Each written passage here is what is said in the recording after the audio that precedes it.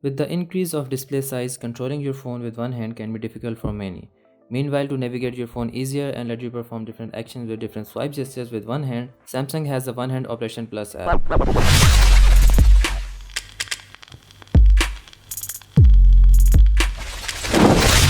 Hey everyone, this is Sherry, and in today's video we will be looking at the One Hand Operation Plus module from goodlock.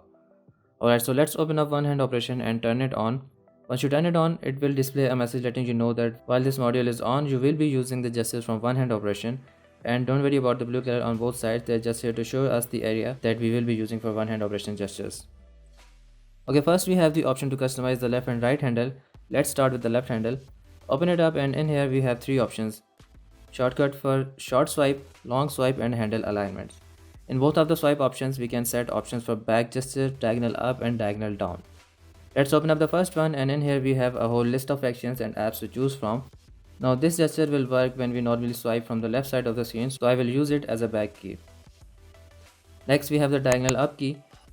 Again, this is the short swipe, so I will use this one to open recent apps, and for diagonal down, I can use this one to open notification panel.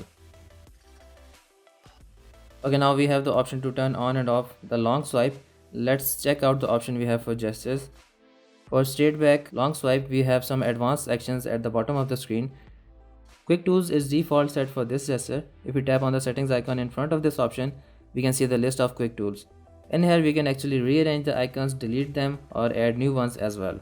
I will choose the quick tools for back swipe, it's pretty useful. Now if I long swipe straight, you can see the quick tools bar. Next we have long swipe diagonal up. Open it up, and for this one I can choose task switcher. Open up the settings icon, and in here we can choose the number of items to show in task switcher. So now if I long swipe diagonal up, we can see a list of tasks or apps, and we can switch to any app from here. Then we have the diagonal down option. For this one I will use floating navigation buttons. Now if I long swipe diagonal down, you can see the floating navigation icons.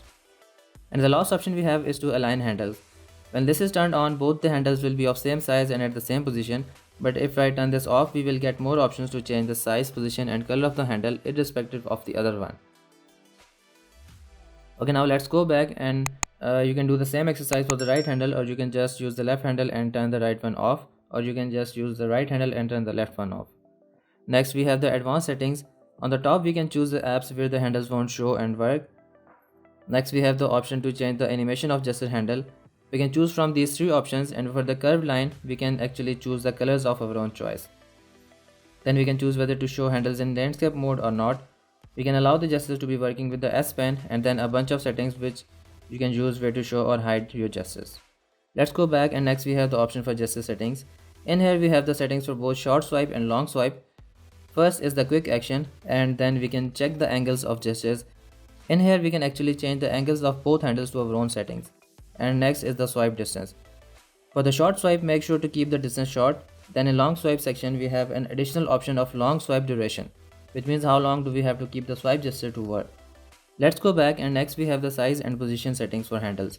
And then you can choose colors for your handles if you want, or just keep the opacity at 0 so you don't have to see it at every screen. At the end you can set the vibration intensity for your handles, which I won't recommend.